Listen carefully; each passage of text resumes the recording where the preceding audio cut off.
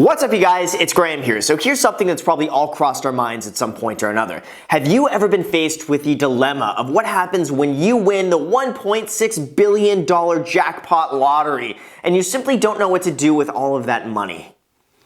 Yeah, me neither.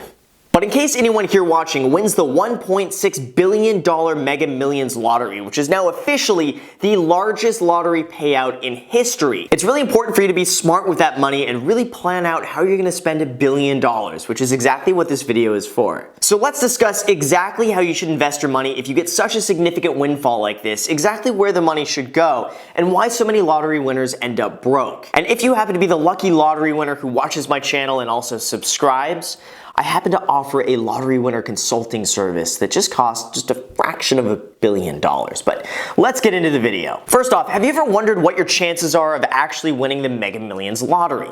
Well, wonder no longer, because according to math, your chances of winning the lottery are 1 in 302 million. Now, I get that that's a very hard number to wrap your head around. Now, just to put that in perspective, your chance of flipping a coin heads 27 times in a row, starting on your first try, is 1 out of 132 million. Your chances of being struck and killed by an asteroid impact is 1 out of 75 million. Your chances of being bit by a shark is 1 out of 11.5 million. The chance of you getting struck by lightning is 1 out of 700,000. And according to my own analytics, the chances of you watching this video right now and not being subscribed is only 1 out of 2. So make sure you change that and hit the subscribe button if you haven't already. So anyway, that means statistically speaking, you are 4 times more likely to be killed by an asteroid, or 431 times more likely to be struck by lightning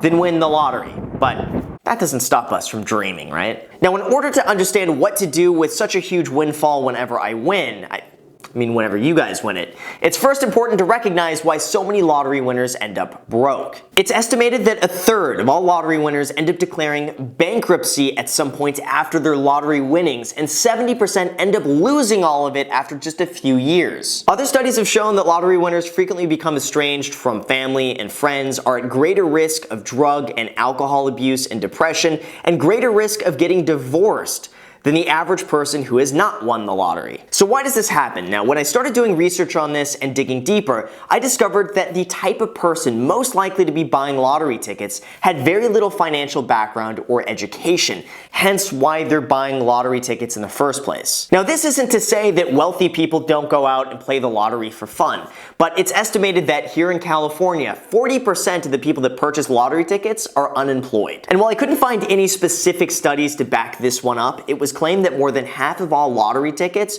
were sold to people in the lowest 30% of annual income. So statistically speaking here, if a person with very little financial literacy ends up scoring $1 billion all of a sudden, chances are they're not going to have the financial sophistication to properly manage it. And then you combine that with all of your friends and family asking for handouts, all the sob stories, all of the risky investments, all of the extravagant purchases that you've always wanted to make but never had the money to actually buy.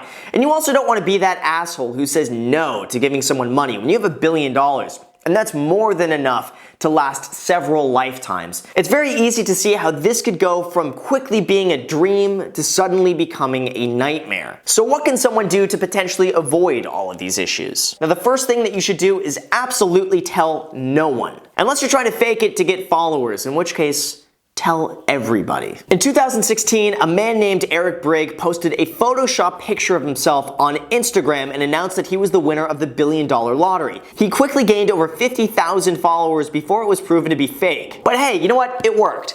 But the real winner, however, stayed quiet, exactly as they should. Otherwise, you could face the real-life situation of Bow Wow in the movie Lottery Ticket, where he wins $300 million and has to survive the weekend with everyone knowing that he won the money. So I think it goes without saying, don't tell anyone, don't post about it, don't mention anything, don't act out of the ordinary.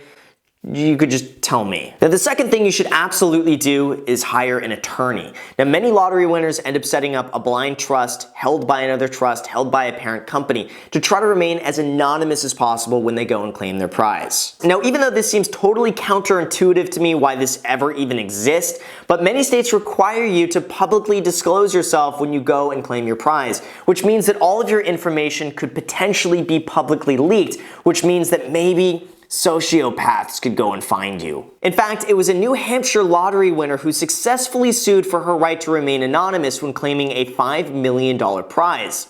And of course, she won. Now, even though this seems common sense to me that you should have the right to remain anonymous, not only is it so important not to tell anybody about it, but it's also very important that you don't publicly claim your prize as well. Now, the third thing you should do is just take the lump sum. Always take the lump sum. This is because your other option is an annuity that's paid out over the following 29 years. Now, when you look at the money that you invest over the long term, you're almost always going to come out ahead by taking the lump sum and investing it than just taking the annuity over 29 years. Even if you put all the money in something as safe and simple as a treasury bond, you're still going to come out ahead by a landslide. The other aspect to consider is how tax laws might change over the next 30 years that might affect the income that you get from the annuity. It's a lot less risky to lock in your tax rate right now and be taxed upfront than risk tax rates going up in the future over the next 29 years. On the other hand, if you know you're the type of person to tell everyone you won the lottery, to go and post about it, to go and spend frivolously, to not plan ahead at all,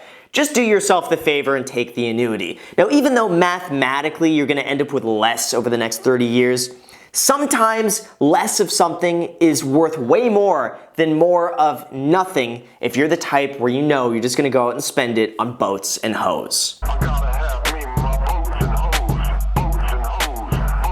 Now, number 4, what do you invest all of this money in to make sure it will last you many generations and many lifetimes without ever having to worry about money again? Well, if you take the lump sum payout at $1.6 billion, you're going to be left with about $900 million. Now then, after paying about 50% of that to federal and state taxes, you're going to be left with $450 million net in your pocket after paying Uncle Sam. Now, if this were me and I won the lottery, this is exactly how I would spend that $450 million. The first thing that I would do is put $150 million into a low-cost total stock market index fund by Vanguard. This gives you exposure to the entire US market, and assuming you just spend 3% of this annually, that is going to give you a very cool $375,000 per month income without ever touching the principal. Now, from there, I would put another $150 million into a low-cost total bond market index fund, also by Vanguard. This would give you a very safe, very stable investment that you can rely on, because after all, at this point,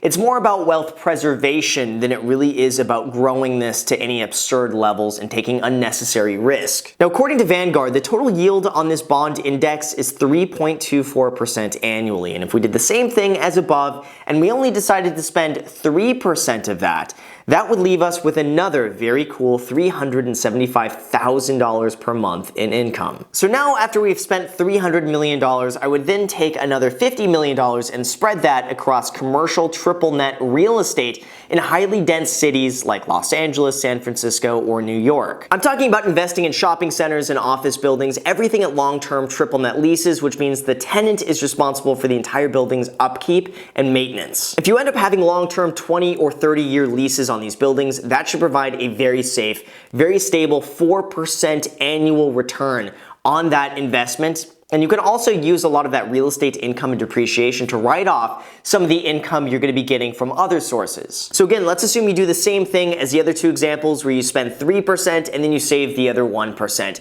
This will give you another very cool $125,000 every single month in income. I would then take another $50 million and spread that throughout some very safe residential real estate in highly populated cities. Again, like Los Angeles, New York, and San Francisco, mainly in buying apartment buildings. This gives us a little bit more diversification against commercial real estate while still being able to utilize a lot of the tax benefits of owning real estate. Just like in the previous example, you can easily achieve a net 4% return, spend only 3 of that, and again be left with another $125,000 in income every single month. Now at this point, you would still have another $50 million left over. Now, if it were me, I would keep $10 million in a cash reserve spread throughout several banks across the world, and that gives you $40 million to spend on pretty much whatever you want. Houses, Lambos, boats and hoes, whatever you want. That $40 million is yours to spend. At the same time, all of your investments are going to be bringing you about $1 million of income every single month, indefinitely, without ever touching the principal. So being able to blow $40 million on whatever you want, having $10 million as a cash buffer, and having $1 million a month in income for the rest of your life for as many generations as you possibly can think of, this will prevent you from going broke. And this is, you guys, exactly how you should spend $450 million net after taking the lump sum and after paying taxes if you end up winning the Mega Millions lottery. Good luck, and remember to throw a few million my way in the event you win. So with that said, you guys, thank you so much for watching. I really appreciate it. If you guys enjoy videos like this, make sure to smash the like button, make sure to smash the subscribe button, and once you've done that, make sure to smash that notification bell so YouTube notifies you anytime I post a video, which is 3 times a week, Monday, Wednesday, Friday. Also, make sure to add me on Snapchat and Instagram. I post it pretty much daily, so if you want to be a part of it there, which you should definitely be a part of it there. I don't know what you're doing. You should probably whip out your phone right now. Just type in GPStephan on Instagram, and then just click the little follow button. It's really easy to do. It's free. It's free. I just told you how to spend $450 million, so it's the least that we can do. So anyway, feel free to add me there. Thank you again for watching, and until next time.